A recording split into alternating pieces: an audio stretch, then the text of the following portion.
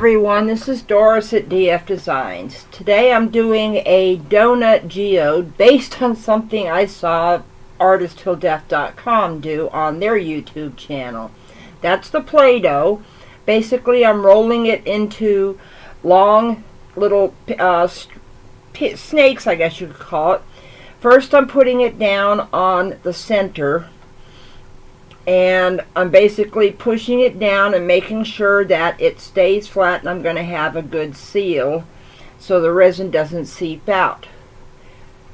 And you just keep pinching it and pushing down at the same time to make a flat wall. Now I had rolled out some more, and now I'm doing the outside edge. Ignore the line in the middle, because when I did the first layer you can't see that line, so it doesn't matter. The paper that the lines are drawn on is wax paper, which is underneath a piece of acetate. And basically I just tape down the acetate onto a flat board. Okay, now the mold is all done.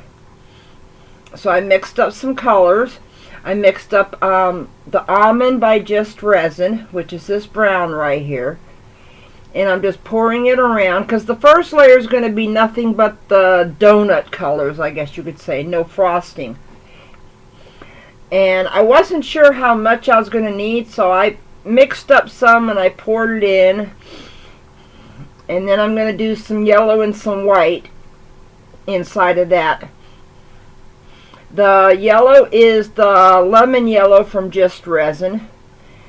And the white is the titanium white by Just Resin. If you haven't figured it out by now, I happen to love the Just Resin pigments. I was putting the white towards the middle because I thought it might look cool as kind of like a frosting center, you know. But you're going to see later on in the video, you're not going to be able to really see the colors in the center. Now I'm putting some yellow in there because I just wasn't sure if I should do it all brown or if I should do yellow and white in the middle, so I just went with it, you know. And then you have to take your heat gun and you have to get rid of all the bubbles.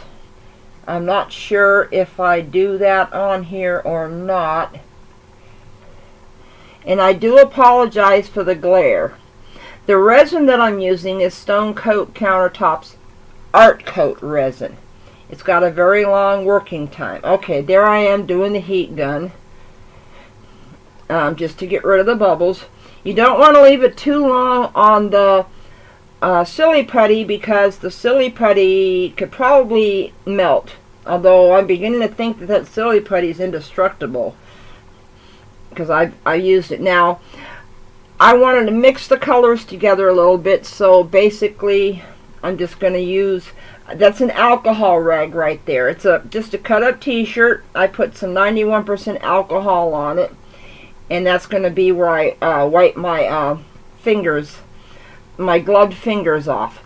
You always want to have safety precautions. Wear gloves, wear a respirator, and work in a well-ventilated area. I added some more brown because I just felt that it needed more brown. There's the heat gun again to get rid of the air bubbles. I do that a couple of different times to each layer just to make sure that I don't get any air bubbles in there. I'm going to end up mixing the resin colors together. I'm not I think I use my, yeah, I'm trying to tilt it, but it's not really going anywhere because I'm afraid of it going over the edge. So now I'm just using the stick from the brown to kind of swirl the resins around, because this part you're not really going to see because it's going to end up in the second layer getting covered by the pink frosting. And just swirling them around just to give it a little bit of movement, you know. And then, because this layer, once you got all the resin in there, and I do apologize for the glare. Oh, I'm pushing it up against there. Now I'm adding some more white to it, just to make sure that I've got enough resin in there.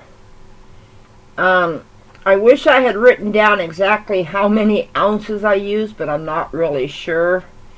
Now I'm just moving the white out a little bit, just to give it a little bit of white out on the outside. Okay, here is the first layer dried. I made another little snake of the silly putty to make a dam, or a little wall or barrier, whatever you want to call it, for the frosting. Now you can't see the line, so I'm just taking a guess here where to put it at. Be careful with your silly putty. When your silly putty touches the other silly putty, it will stick together, and then you'll have a hard time. See how I'm fighting getting it unstuck?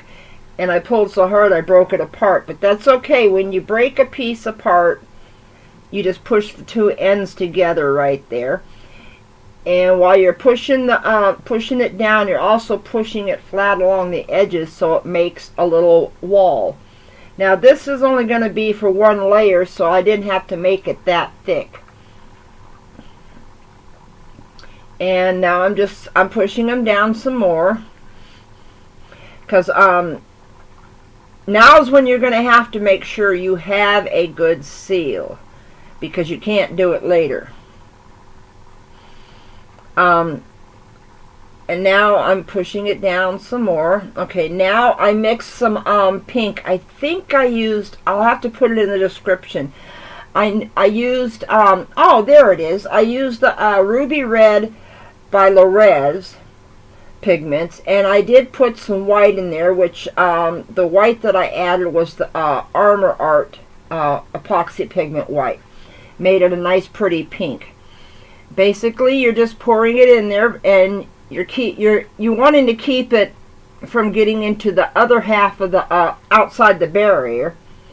So basically, I'm putting all the pink in there. I can't remember how much I used for that. Popping the air bubbles, because you got to pop the air bubbles every time you put resin in there. Then I'm going to let this sit overnight. Now I'm taking off that barrier, because now I want to do the rest of this layer outside the pink with a brown. And you can see the frosting looks a little funny because I didn't get the shape on there exactly right. Now I'm pouring some brown around the outside. Now here you want to make sure when you're pouring it on there that you don't get any on top of the pink, and or whatever color frosting you made. And you don't want to make it any higher than the pink. So I put some in, and now I'm going to push it around. That's my alcohol rag again that I'm wiping. I can't remember. I think I do the heat gun a little bit just to get rid of bubbles. No, I'm using the torch this time because I have to get pretty close to the outside of the silly putty. You don't want to leave your torch in one spot for too long. You just want to go over it real quick just to get rid of any air bubbles. Now I'm going to, I'm going to move the resin around so I can see if it fills in all the space. I can't remember. Wish I'd watched it all the way through first. See there, I'm pushing the resin up to the barrier. It will level out, so don't worry about that. Resin is self-leveling. That's why it's always important for any piece, once you're done pouring, to put it on a flat surface. Just got rid of some more of the air bubbles. I'm adding a little bit more of the brown just to fill in a couple spots to make it all the same height. There is going to be one more layer after this before we do the unmolding. But I wanted to do it this way because the resin is not a fast setting resin. It has to sit overnight for 24 hours. And because I added more resin, I'm going to get rid of the rest of some more of the air bubbles that I may have. And basically, that's about it for this layer. I don't think I did anything else to this layer. I just let it set overnight. Sorry that my head got in the way. I get real close sometimes to make sure I see everything. Okay, now that the brown is dry, so I'm pouring a whole layer of clear over the whole thing, because you always want to try to clear coat a piece on top. And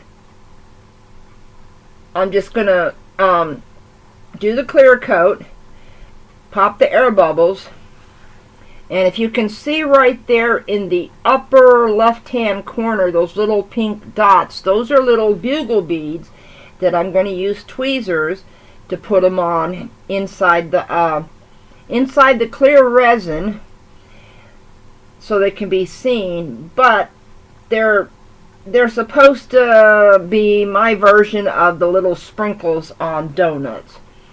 So now I'm just taking my tweezers and very carefully, I mean, it's tedious, but I'm doing it one by one to make sure they go where I want them, so I don't get any of the little sprinkles over on the brown, although that can happen to a real donut, so it wouldn't have been a great loss if I had accidentally done it on mine. So I know this is a boring part, but I'm showing you how I'm putting all the little beads on there. Those are 3mm bugle beads. You can buy them in any craft store, and I just use clear ones or silver ones, and I had put them in a cup with some ink. I used FW fluorescent and Bombay crimson to do some neon pink ones and some red ones. So now, I mean, yeah, this is a distance away from it, but you can see the little jimmies on there. In retrospect, I should have used something a little bit bigger than those, but those were all I had handy at the time, so I decided to use them. The distance the camera is away from it is kind of hard to see.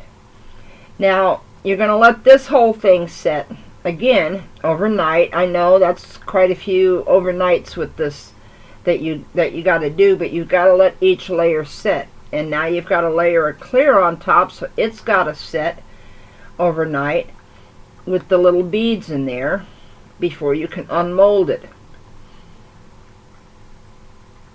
I don't... there we go. I think that was the no, that wasn't the last one. There's one more I found.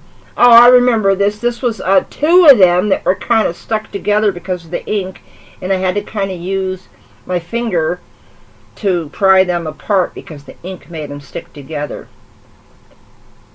Okay, now I'm unmolding the donut. I'm pulling all the silly putty off of it first, and it comes off really easy. If you ever have any that's left on the edge of your geode, in this case a donut geode, you can use tweezers or a little toothpick to get it off of there. It doesn't have to be sanded off. It pulls off. So even if it leaves little tiny pieces in the uneven, the uneven edge, then it's okay. So you just pull all of it off as best you can. I will show you after I get it off of the board how the edge looks. So I'm still pulling it off. I wanted you to see the whole process of this part so you would know what to expect when you go to make one. And I didn't really need gloves for this because the silly putty likes to stick to the gloves. Now you'll see here the center was so easy to pull out. It wasn't even, just loosened it and then, whoop, there it goes. Then what I did was I took the tape off of the edges of the acetate so I could lift the acetate up and start peeling it back, because I was having a hard time breaking the seal between the resin and the acetate. Okay, I've got the tape off. I lift up an edge of the acetate. Now I can pull the acetate down and pull the geode up. Well, donut, geode, whatever you want to call it at this point. Now I'm going to show you what the edges look like. There's not that much silly putty left, and it comes off very easy. I hope that you have learned how to make your own donut geode now. Learned what to do and what not to do. Learn from my little mistakes. But, I mean, we're all going to make little mistakes. It's all part of the art process. And I really hope that you've learned everything that you need to know. If you have any questions, you can leave them down in the comments.